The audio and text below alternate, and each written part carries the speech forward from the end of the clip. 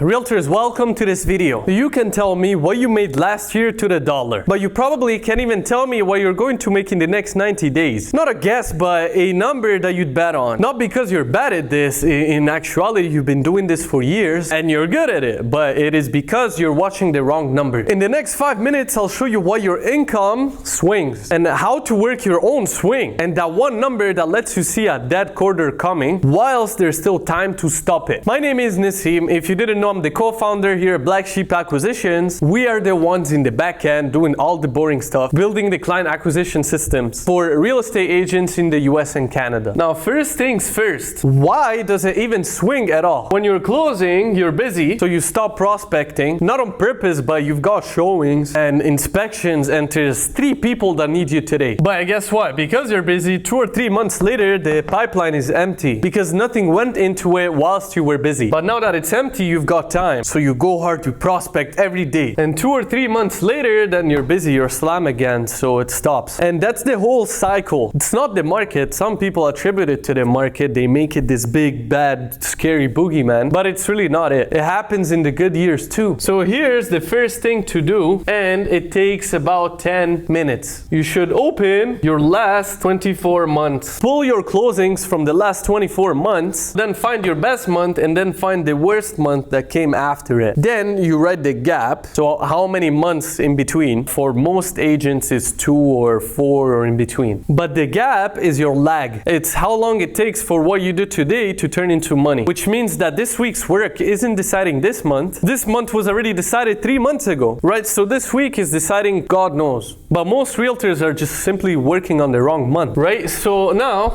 the number you're watching, everybody watches closings. It's on your dashboard, it's in your head. It's what you tell people at parties. But a closing is a report on work you did months ago. Sort of like a rear view mirror. And by the time it moves, it's already too late to do anything about it. But here's another number you should watch instead. And I can't believe I have to actually educate people on this, but you should track how many real appointments did you book this week. Not held appointments, but booked. Because booking is the thing that happens first and everything else follows. So one number written every Friday. That's the whole system. Now let's give this number a target, because a number with no target is just trivia. Let's say this year you want 24 deals. Now work out how many appointments does it take you to close one deal. Now let's say it takes you 10 appointments to close one deal. That means that you'd need 240 appointments to close 24 deals. That's easy. So that's 5 appointments a week, and that's your entire job described in one number, right? 5 appointments a week and the whole year is taken care of. If you don't have 5 a week, then the whole year is a surprise. And we don't like surprises in business. Here's what that buys you and the whole reason to do it. If 3 weeks in a row you're under that number, which we established being 5, then it means that a slow month is coming, and it's coming in about 90 days because that is your lag. So now you got 3 months of warning, and that's enough time to do something about it, because right now you find out when the money doesn't arrive, and at that point the only thing that you can do is panic and work weekends. And you cannot fix a dead quarter during the dead quarter. You can only fix it 3 months earlier. Now here's one more thing, because there are only 2 reasons that number even falls. Either you're not talking to enough people, or you're talking to plenty of people but you're not booking them. And 2 numbers tell you which one it is. How many people you actually spoke to and how many you booked. If you're speaking to plenty of people but you're hardly booking any, buying more leads makes it worse, not better. You'd just be pouring more leads into the same hole. But if you're barely speaking to any people, then no script fixes that. You just ran out of people. 2 numbers and you know which problem you actually have. Find your lag, work out your weekly number, and write it on the wall every single Friday. Do that for 6 weeks straight and you'll be able to see your whole year coming, which is a different feeling from hoping. The weeks you fall under your number are the weeks you're busiest, and those are exactly the weeks you won't notice because you're the one that's busy. But that's exactly the part we built for people. Something that keeps the conversations happening and keeps counting when you're flat out, so the number never actually drops without anybody noticing it. So if you're already closing well and you want to look at what that would take in your market, then there's a link below for a 15-minute conversation with me. I won't ask you for your card, I won't pitch you on that call. Just bring those 2 numbers and I'll tell you straight. Either way, go and find your lag this week. It's 10 minutes and it'll change what you're working on. Once again, my name is Nassim. I'm co-founder at Black Sheep Acquisitions,